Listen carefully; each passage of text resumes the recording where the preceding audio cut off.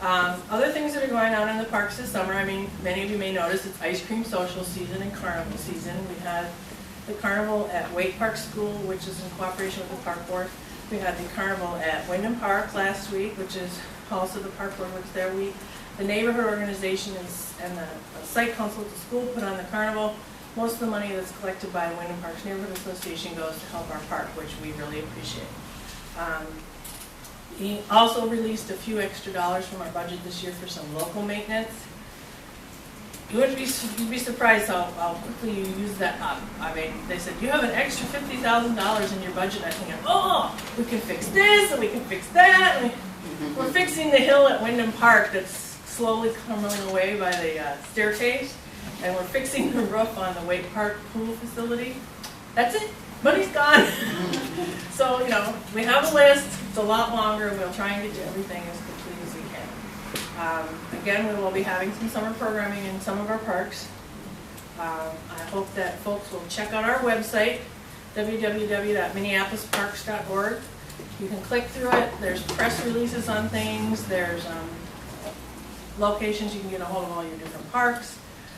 I also know that we've started a website for the Upper Northeast Parks CSA, so they're kind of listing things that happen in most of the parks that are on the east side of this district. Another big thing for all of you that you might be interested in attending, next Tuesday evening at the park board headquarters at 7 p.m., the folks that do the legacy funding and put the money out into the public are asking the public to come and let them know where you think that Parks and Trails money needs to go and what you think it needs to be used for. Right now, that money can't be used for things like operations and maintenance. It's really good for rebuilding parks or buying new parks. Unfortunately, in Minneapolis, we do still have some parks we want to acquire still along the river.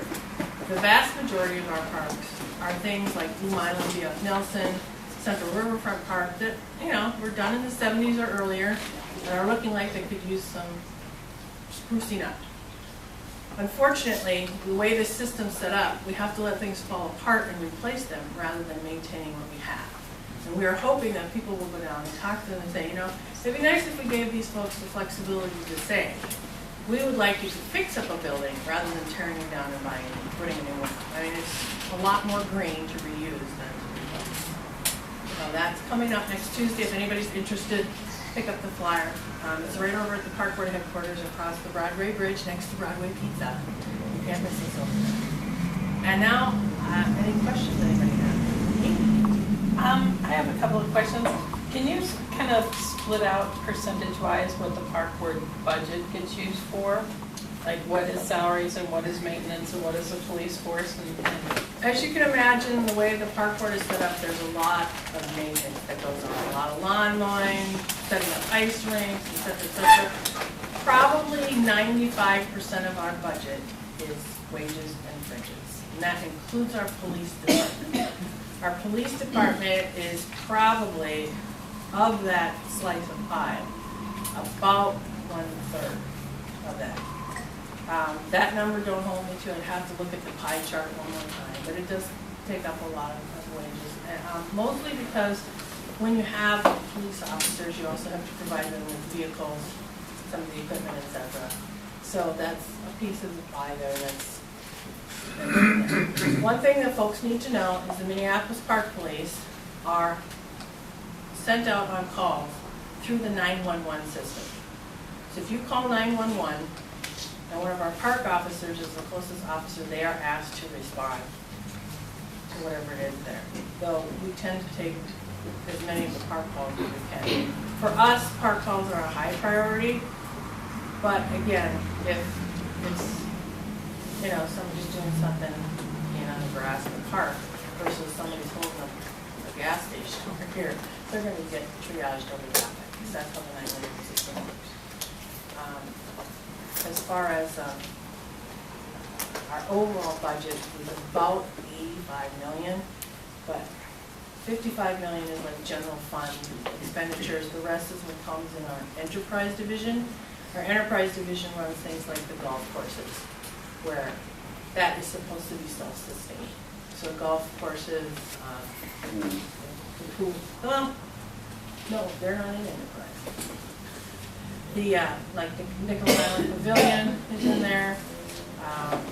When we rent out the canoes and the boats at the lakes, the canoe racks, the boat buoys, things like that, those are our enterprise division. You don't want to ask me about mowing the lawns, that's all my calls have been this spring. Maybe we'll Court can speak and then if we can. Okay. You're still on. All right. For questions. All right, thank you. I like it better. You can do them all your way. Hi, first of all, good morning. Morning. I'm Court Dwight. I'm the River District Manager. There's three of us. Our park system is split up in thirds. We have the Minneapolis district, which you see on the list. O.B. Kipper is one of my counterparts, and we have the Minneapolis district, which is east part of the city. We split 35W east of that, and to downtown, he has that area. And Paul Hopeness also has the lake area, the Lakes District, which is southwest. And then I have all the north, northeast, and southeast is my district.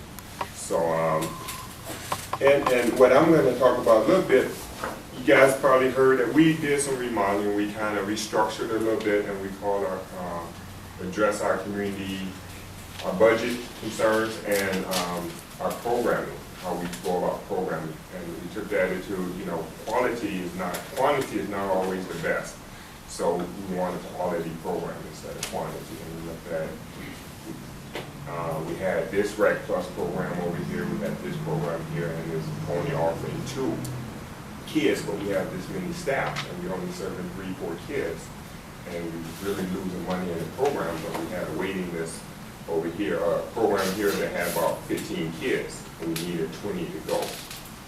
And so we looked at our parks and who worked well together, the geographical areas, and we put together what we call our CSA, our community service there. I'm going to pass these around also. And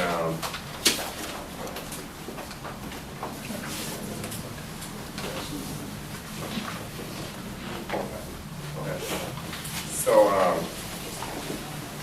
within our CSAs, our parks come together. Liz talked about the Upper Northeast CSA, that Wade, that's Audubon, Wyndham Parks, and they grouped together. And again, we had some, I'm picking on Rec Plus, we had some failing Rec Plus programs there, and some on the borderline. Fell. I'm sorry. And my allergy is kicking up too, so I kind of stuffed nose here. But what's happening now is that we have waiting lists in those cases because we combine and we can do better field trips, we can do more field trips, we can do more activities and qualities other than just having kids at the park. We can do things now, we can afford to do it. And our overhead is not as high, opposed to try to keep the program running over this site because we don't have enough kids to keep going. So we have 2 programs that's not really going and we losing money on. So now we're making money on them and we can do more activities with. So that's, and our sports program is another one that really benefited. You know, we have more preschool programs now because, and we have less parks, less teams dropping out the leagues and play because we started with maybe 5, 7 kids sign up, and then for whatever reason we lose kids, then we have to drop the program. That affect the whole scheduling and the other teams. We have to go back and redraw, we put them together. With this model, all the kids get to play. The parks not turn them down because they didn't get enough sign up. All the kids get to play on the team, and we're not withdrawing our league. I don't recall the last 2 years that we have to withdraw the schedule every year. Like we're doing it 3 or 4 times a year. I'm not have to do that. And everybody get to play. So again, quality opposed to quantity was our goal. And so we're still working out some kinks in that area.